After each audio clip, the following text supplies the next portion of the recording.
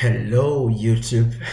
It's been a while. I haven't done a video. Probably I think it's about 5 days now. Well, I thought we could to continue with the Active Directory series. And a reason for not having done anything for the past 5 days is because I moved into a new apartment. So still trying to set up the place and. Yeah, but we'll be getting hands-on really with a lot of cool stuff that I've got packed up for you guys. So today we'll be continuing with the Active Directory series where we'll be seeing the AS rep roasting and pretty cool stuff. The schedule for today is we'll start with a brief talk, introducing the concepts, understanding what it is. Then we'll see how we can use Impacket to exploit this. Then also talk about prevention. So quickly, let's get right into this for business. So what is, or probably why do we consider exploiting this in Active Directory environments? Obviously, we still find NTLM happening in some environments, but Kerberos seems to be much better per authentication than what NTLM used to do. And NTLM, I wouldn't say it sucks because I still see in some clients' environment, and it's been implemented with some security at heart, probably compensating controls to manage it, but it sucks actually. So Kerberos also has its own flaws, which is what we'll be exploiting today, and some of them are, one of the first step in Kerberos authentication is actually the pre-authentication phase. And that happens in the sense that we can see pre-authentication uses the user password to encrypt the timestamp. The domain controller will decrypt this to validate the correct password and not have a previous requested reply, more like a previous request being replayed. Now, a vulnerability can actually happen in this kind of a situation whereby if it's not been enforced, to see if disabled, a hacker can authenticate data for any user. Actually, probably you will see this working out for us here, and the DC will return the encrypted ticket granted ticket, which is a TGT.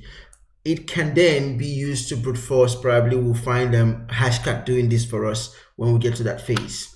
Now, pre-authentication can be disabled on any user account in Active Directory, but by default, we still find some accounts that are not it's not been disabled. Okay, so directory, any user account can disable pre-authentication, and we just need to follow the account tab under the account options, look for the checkbox. I'll show you that do not require Kerberos perts, then we'll disable it. Now that's one way to prevent this kind of attack. Roasting is a technique that allows retrieving password hashes for user that have these flag sets. So ASREP roasting will be retrieving the hashes for user with these flag sets in a domain, which is the Windows Server 2008 actually. The severest tool that can do this actually, we'll be using Impacket module today, but you can also do Kerberos. I think as down the lane we'll be doing Kerberos to see how we can use Kerberos to probably do some of these things we're doing with Impacket. Then we can crack the hash using Hashcat.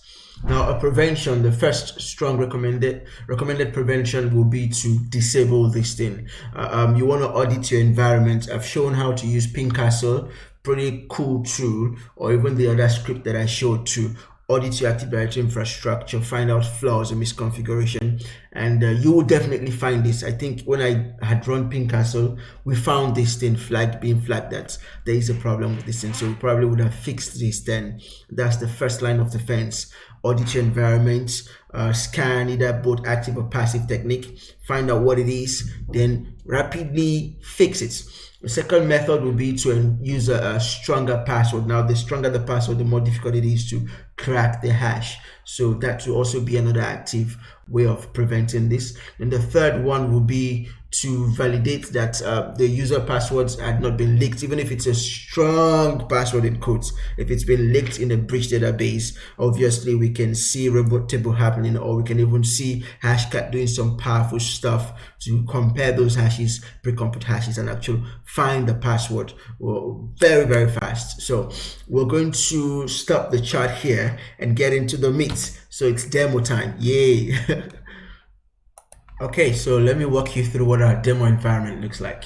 We've got the Windows Server over here, which is the victim server, and I'm going to quickly show you guys what I talked about for the specific account which we'll be going after. I think we had created the last time I checked, it was the S-Monk this SMonkey user.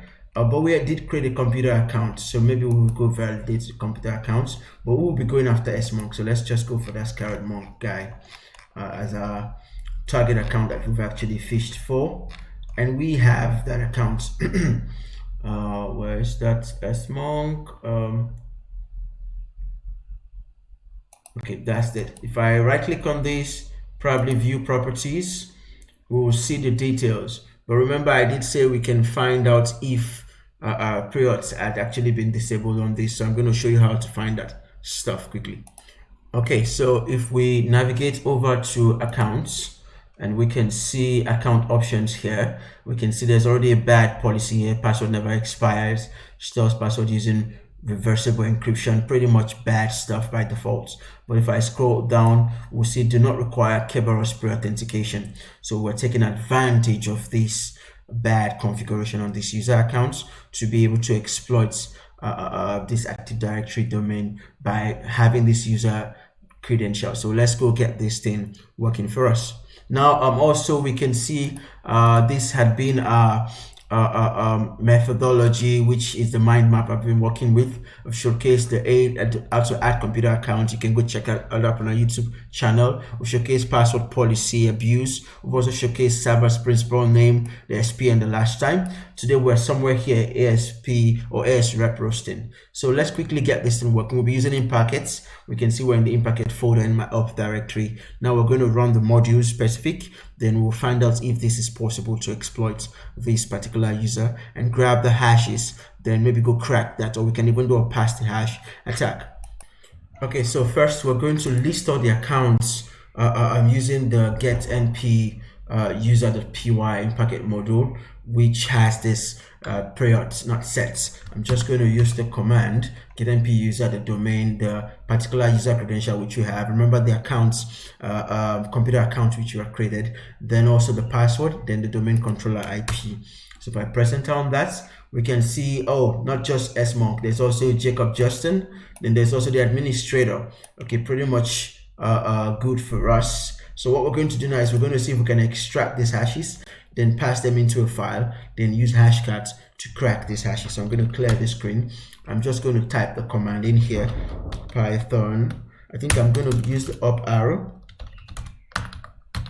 since we're running the same command basically, but I'm going to see if I can request for the hash. After I'll pass the request.